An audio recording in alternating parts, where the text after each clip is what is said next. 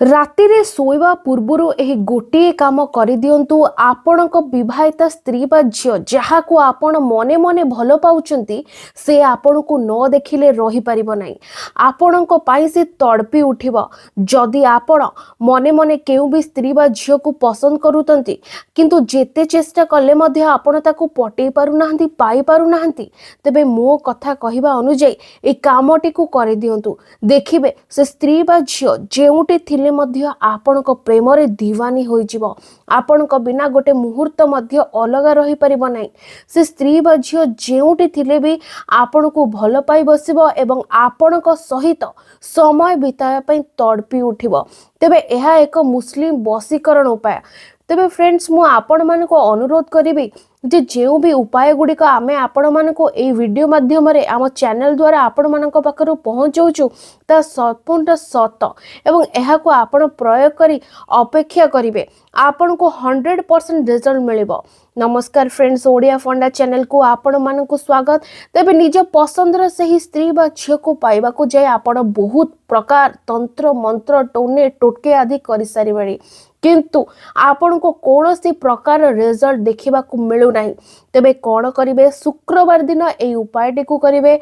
एहा होची एक मुस्लिम वशीकरण उपाय। एहा को जे भी करिछि 100% रिजल्ट मिलिछि। तेबे ए विधि करिया पई खंडे साधा कागज नाली रंगर पेन के मार्कर नहीं आसबे। मु आपण मानकु जेमिति ए उपाय बतेबी सही परी आपण माने ए विधिटी को करिदेबे। तेबे देखंतु प्रथमे आपण ए कागज ऊपर कोन लिखिबे। प्रथमे आपण लिखिदेबे 7 8 6। तेबे मुस्लिम वशीकरण दुनिया रे 786 बहुत पावरफुल संख्या। तापरे आपण गोटे जंत्रटीए करिदेबे।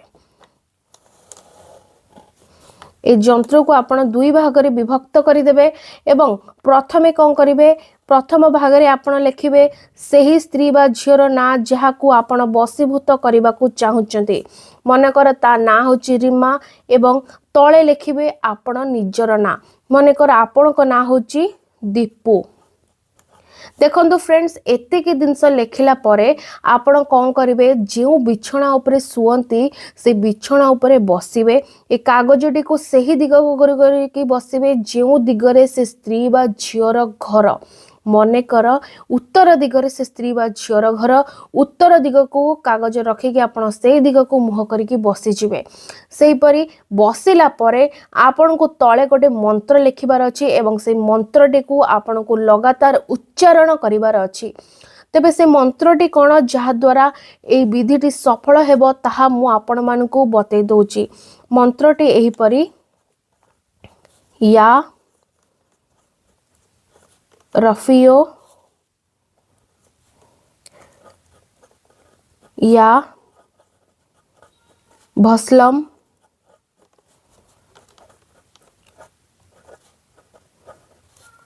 सुलेमाना। आपण मानकु पाखरु देखि दोची एही परी होची मंत्र।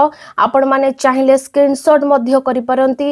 एही मंत्रटी को आपण कोन करिवे एही परी दुई हाथ रे धरिवे एवं प्रथमे 2 रु 3 मिनिट आखि बंद करी सही स्त्री बा झियो कथा मने मने भाबिबे जहाकू आपण वशीभूत करबा को चाहुचंती। एठारे रीमा कथा आपण भाबिबे एवं जदी आपणकर ताठारु कोनोसी काम हासिल करिवार थिबो से कथाटी को निज मन रे भाबि नेबे। फ्रेंड्स मने कर आपण चाहुचंती से आपण को भलो पाओ तेबे आपण भलो पाइया विषय भाबिबे।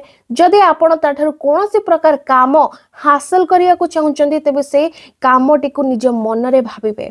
तेबे भाबी सारला परे आखि खोलिबे एवं आपण ता नाटी को 7 थर पढिबे। रिमा रिमा रिमा एपरी 7 थर पढ़ला परे निज नाटी को 8 थर उच्चारण करिवे। दीपू दीपू दीपू 8 थर उच्चारण कला परे ए जो मंत्र देखुचंती या रफियो या भस्लम सुलेमाना ए मंत्रटी को 7 थर आपण उच्चारण करिवे। या रफियो या भस्लम सुलेमाना एपरी आपण लगातार 7 थर पढ़िला परे कागजटी को भल भाबरे मोड़िबे एवं 6 थर निज मुंड चारिपटे आपण बुलेई देबे। जो भी तकिया को आपण मुंड तले दे राति रे सोइबे से तकिया तले ए कागजटी को रखिदेबे। तापन सकाळे जेतेबेले आपण उठिबे माने शनिवार सकाळे जेतेबेले आपण उठिबे ए कागजटी को नहीं कौन से एक सुनसान जगह को जिबे जोठारे केही भी नथिबे सेठा को जाई ए कागजटी को आपण जाली देबे।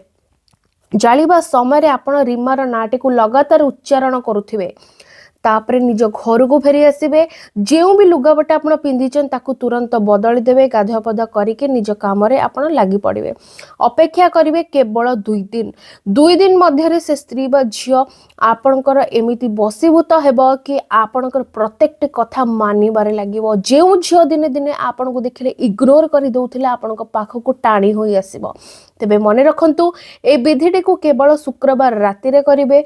केउ समय करिवे राति 9 रु आरंभ करी राति 11 मध्य ए विधिटी को आपण समस्ते प्रयोग करि परिबे। धन्यवाद।